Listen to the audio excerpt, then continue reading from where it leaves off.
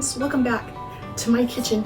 Today we're going to make some steak fingers. I've got some cube steak here and we're going to get them sliced up. So we're just going to make kind of like long strips.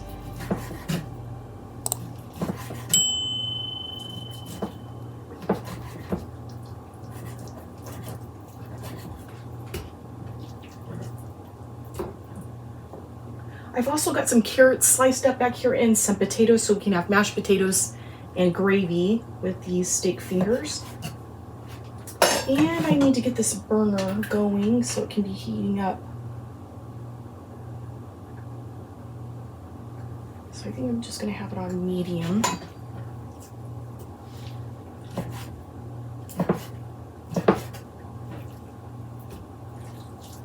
Everything's starting to melt today. It's getting warmer and the sun is shining more. It's so nice. I'm going to set up my dredging station. I'm just going to put some plain flour in the first one.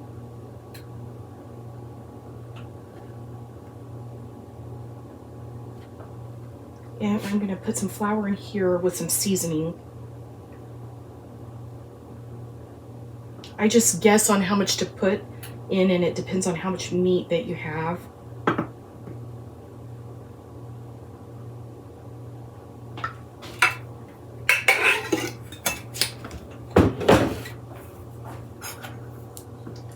I'm going to put some salt.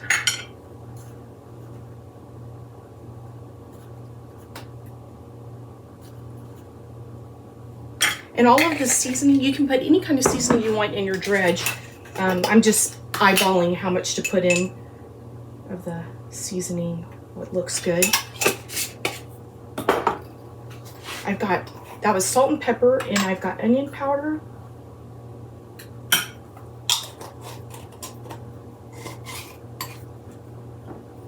And here's some garlic powder.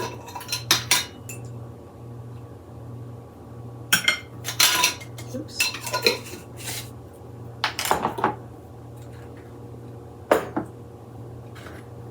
I've got some paprika.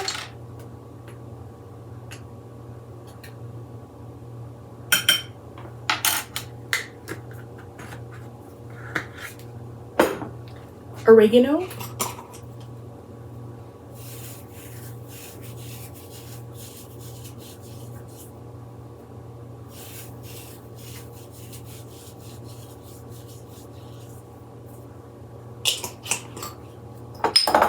Basil.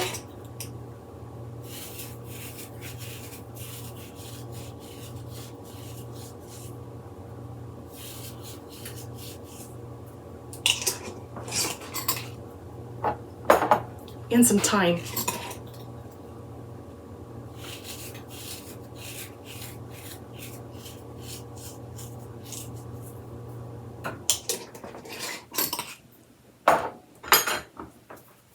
Now we're going to give that a mix.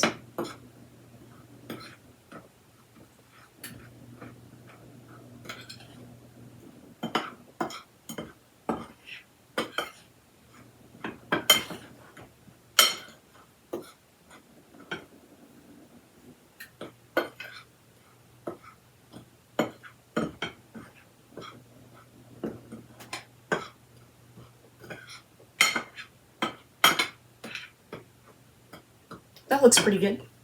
I'm going to get 3 eggs into the middle one.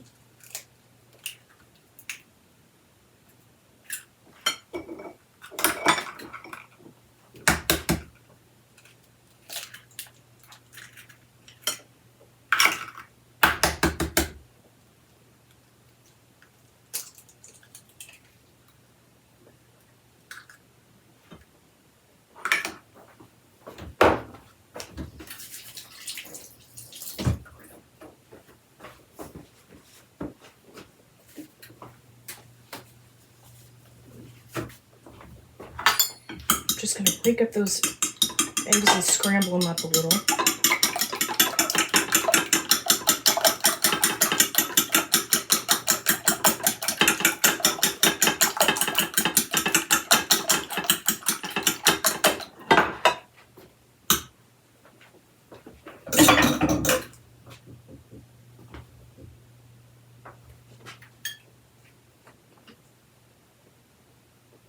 We're going to shallow fry these.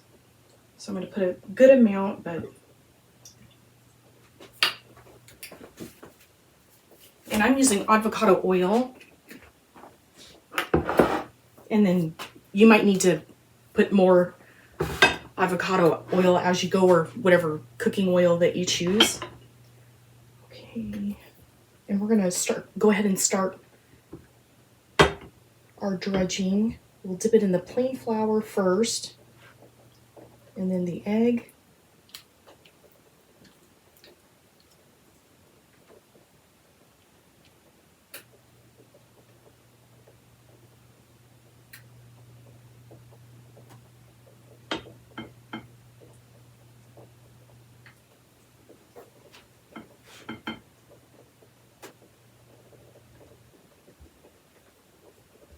I like this cube steak for these steak fingers because the meat's already been tenderized.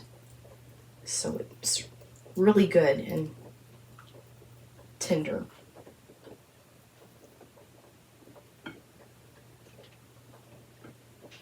Okay, I think I'm going to get a couple in here.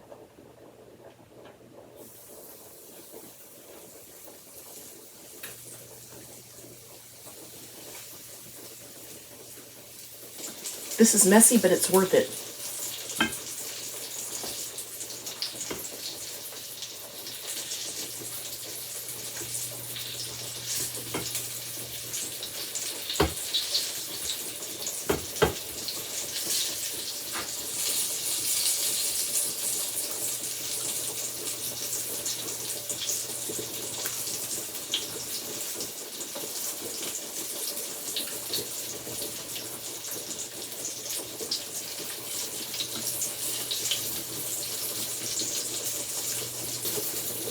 Smells really good.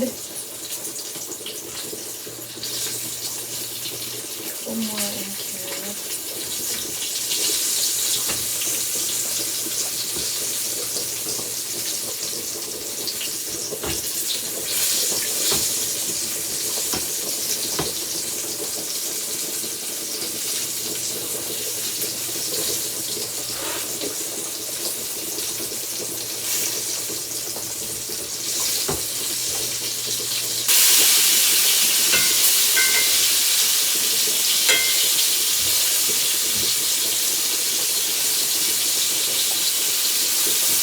I like to keep dredging them and getting them ready for the next batch.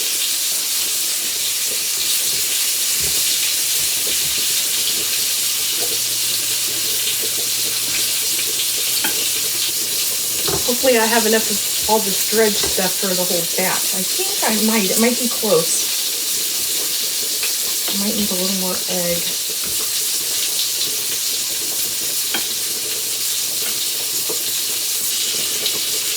They're getting golden brown, so we're just going to cut one open and test it and see if it's done.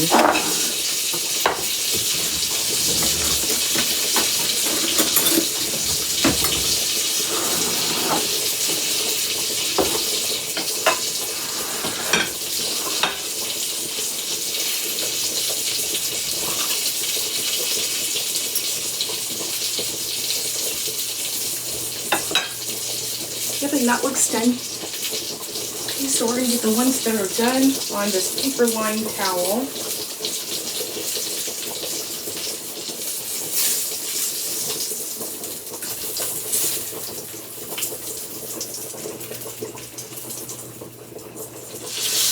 That needs a little bit longer heat.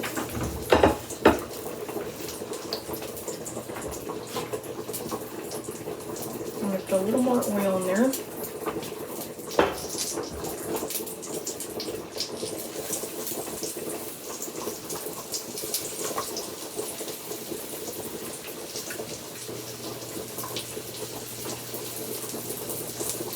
I think I might need one more egg wash.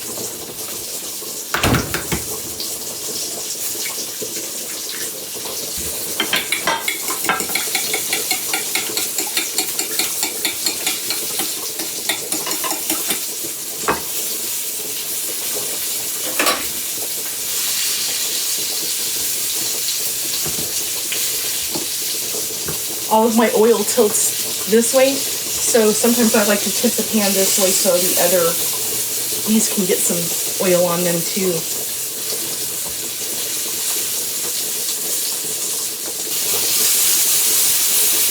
Okay, I probably better I'm gonna get this one out because that was in the last batch. Just needed a little more browning. I'm gonna turn it down just a little more.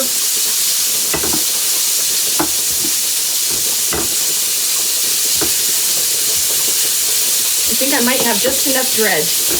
If you run out of dredge, you can just mix some more up really quick.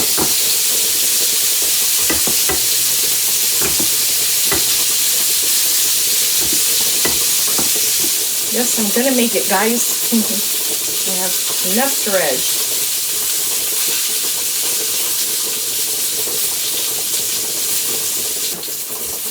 I'm gonna drain my potatoes. I'm going to turn these carrots off too, so they don't get too mushy. The potatoes are done, and I've always smashed them with the old-fashioned masher, but I recently got a potato ricer because I like to make potato bread and potato rolls and stuff. So I'm going to use my potato ricer.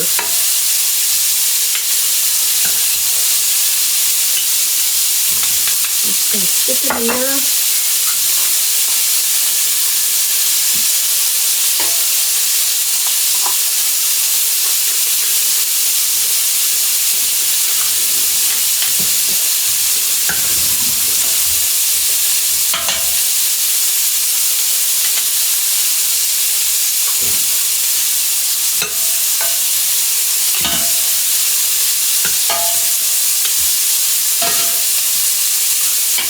So I'm putting the rice part on one tap and the whole potatoes are still on the other part.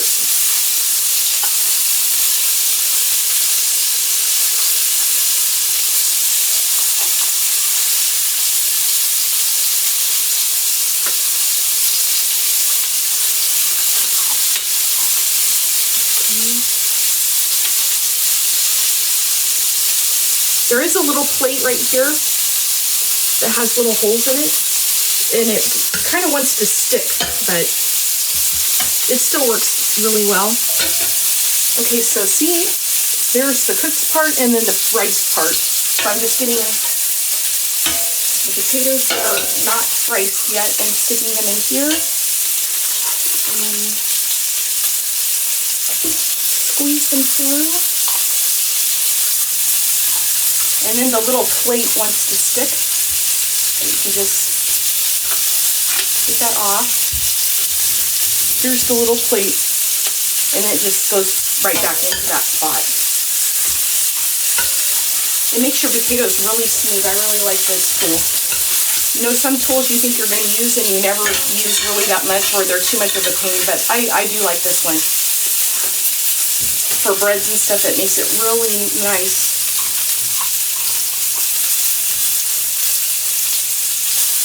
It makes it less lumpy.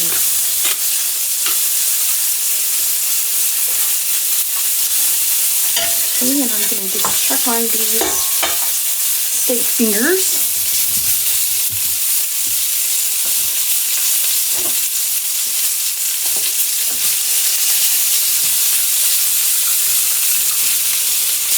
And they look pretty good. So we'll get those onto our plate.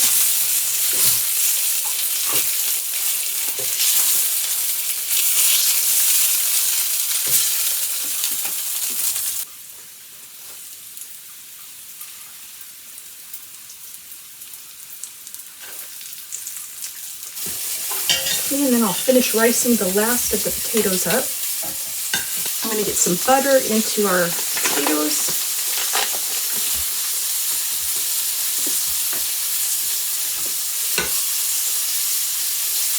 I'm going to cover that butter up so it can melt. We'll get some salt and some pepper. Ooh, the last ones are getting really dark.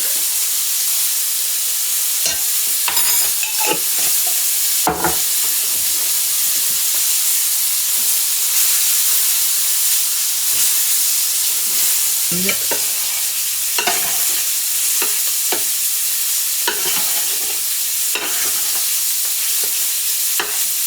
And the butter isn't quite melted, so I'm gonna cover the butter back up and I'll add the milk after the butter melts. Make it a little more creamy. Okay, now I'm gonna get some milk in there.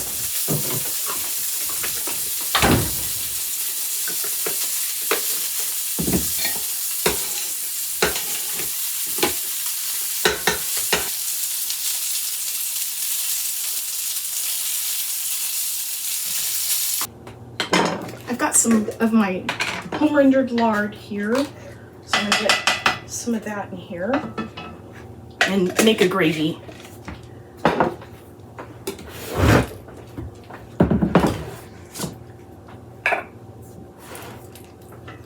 I would have used that pan, but there's a lot of burnt bits on the bottom, so I don't want to have all those burnt bits in the gravy.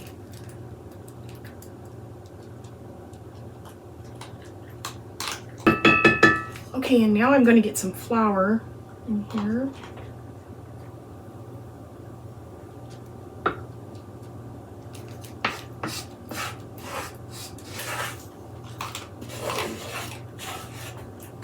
Turn it up a little bit more.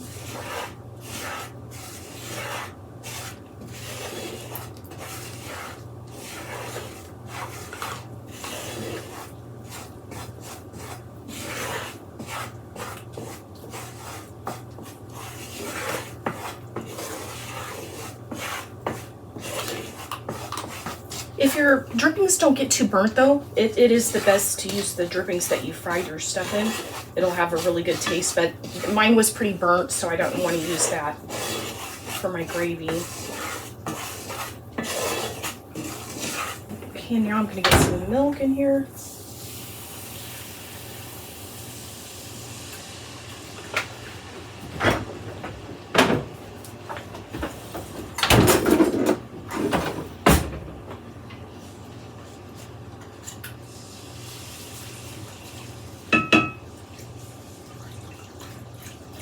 I didn't measure for this gravy either.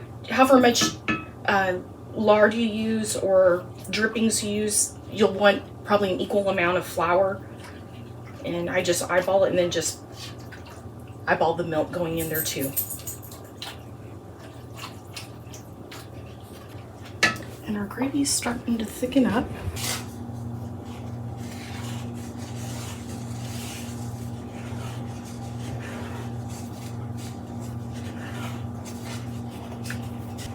And if it gets too thick, then you can always add more milk. And if it's too thin, then you can always do a slurry with some flour and milk.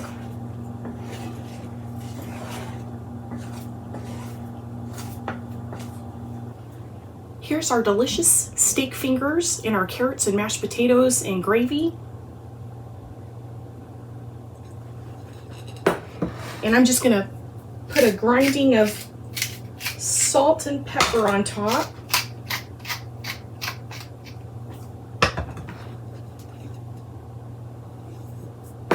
And now time to taste it.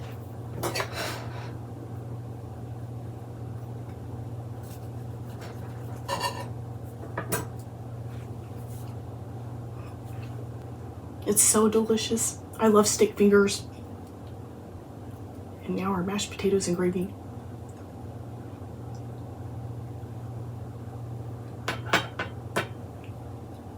Those are so delicious too. A delicious meal. Thank you all for hanging out with me today. I hope you have a blessed day and I'll see you next time. Bye.